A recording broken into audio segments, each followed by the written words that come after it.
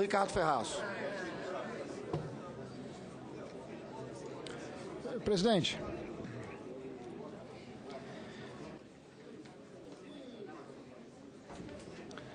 o que nós estamos, a meu juízo,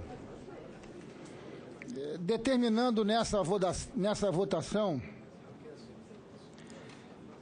é a capacidade e a autonomia que os nossos estados terão para produzirem políticas de atratividade para o desenvolvimento das nossas regiões.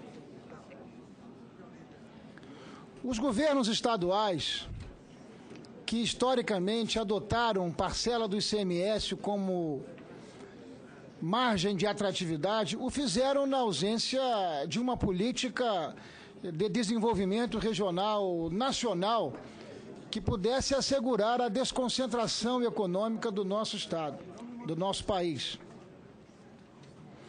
O balanço é extremamente positivo dessas políticas ao longo dos últimos anos. Os incentivos fiscais associados à Lei de Responsabilidade Fiscal, senador Delcídio, produziu como efeito prático e objetivo avanços muito importantes para o nosso país. Por que razão a Grandene iria para Sobral, no interior do Ceará, sem atrativo, se lá não tem mercado de consumo? Um adicional de custo extraordinário, sem uma compensação. Os efeitos da forma com que esses investimentos se desconcentraram em nosso país foram muito positivos. Eu reconheço que entre a proposta original e o parecer do senador Delcídio Amaral, houveram avanços. É preciso haver esse reconhecimento ao espírito e à capacidade de articulação e mobilização do nosso relator.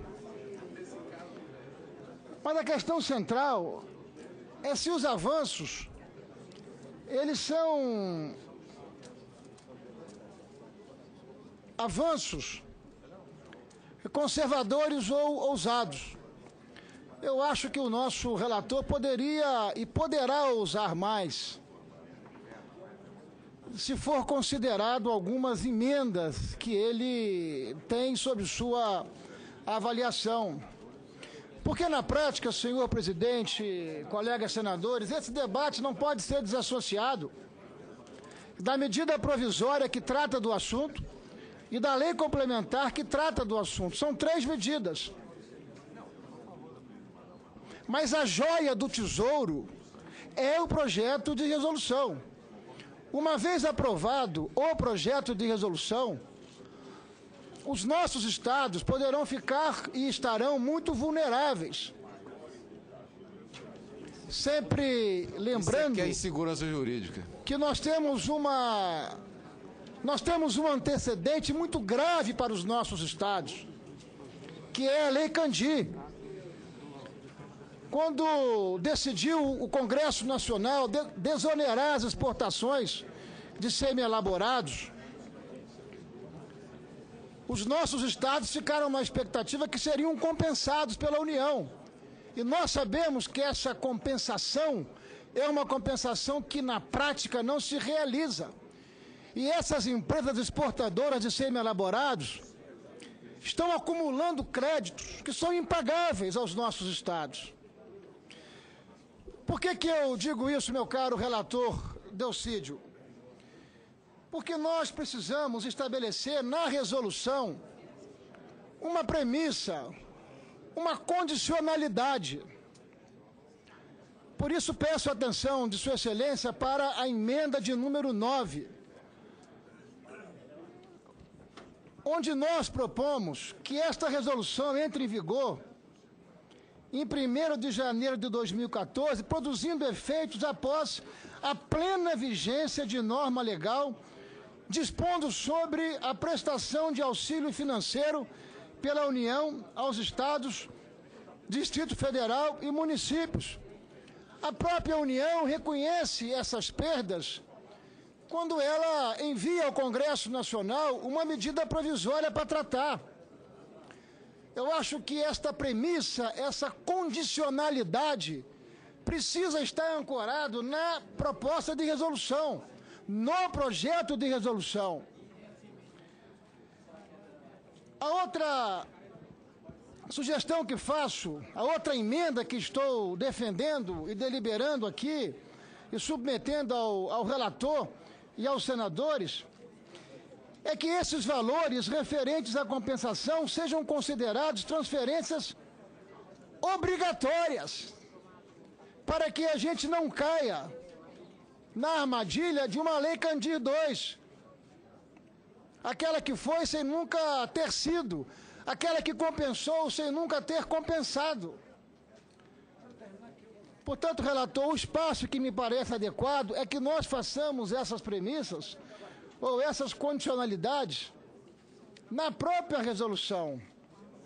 Portanto, peço apoio, peço deferência do nosso relator, porque esta é uma decisão importante.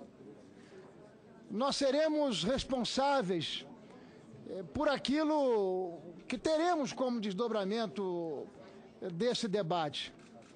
Portanto, a emenda de número 9, me parece, entre outras questões, relator, que nós apresentamos aqui como pré-condição. A outra emenda, senhor relator, que eu peço deferência, é a emenda de número 11, resgatando, inclusive, a proposta original do Poder Executivo, que não cria diferença de alíquotas em razão da atividade ser industrial ou ser comercial. Nós temos muitos arranjos, Brasil afora, que foram conduzidos como compensação para corrigir os extraordinários gargalos que nós temos em nossos estados na infraestrutura. Vejam o caso do arranjo atacadista em meu estado. Relator Delcídio, mas eu tenho certeza que em outros estados nós temos arranjo.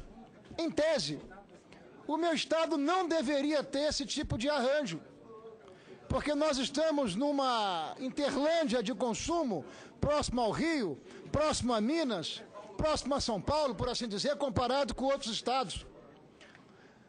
Mas isso foi necessário para que eu compensasse a ausência de investimentos por parte do governo federal em nossa logística. Porque nós temos uma logística em nosso estado absolutamente deficitária. Os nossos portos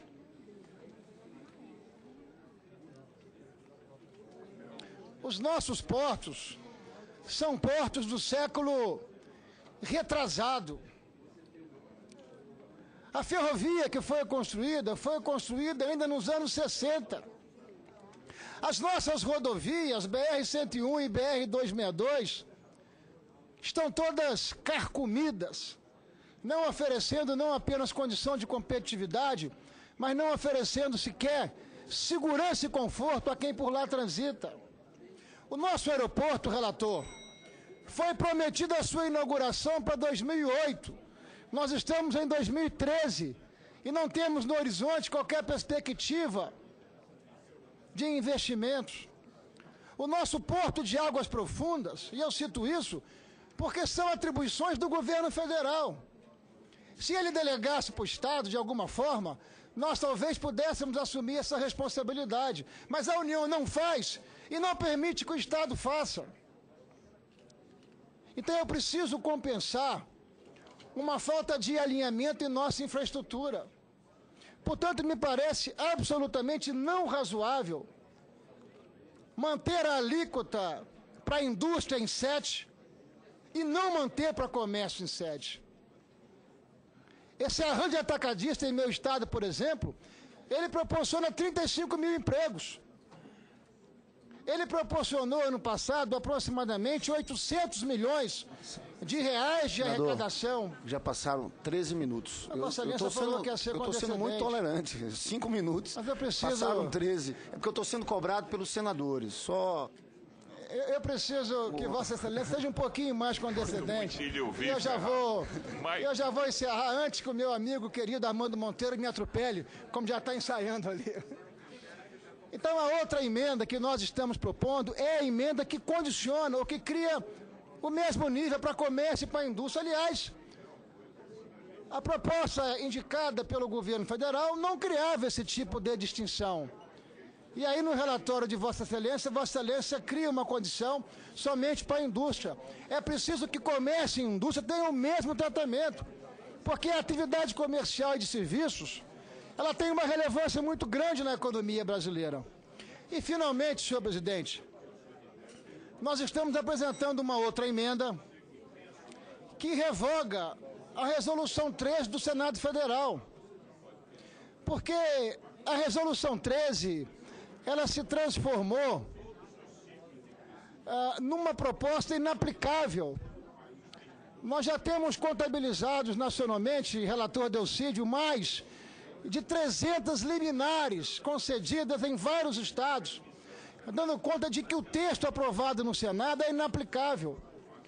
Por isso eu peço a revogação para que nós possamos escrever uma nova resolução, uma resolução que possa ter efetividade, uma resolução que possa sanar a judicialização que nós estamos observando na aplicação da Resolução 13.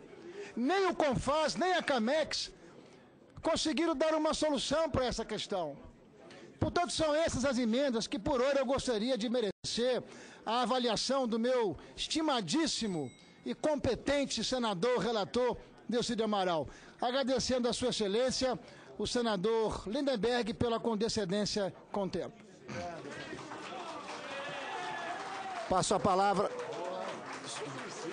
Pessoal, passo a palavra.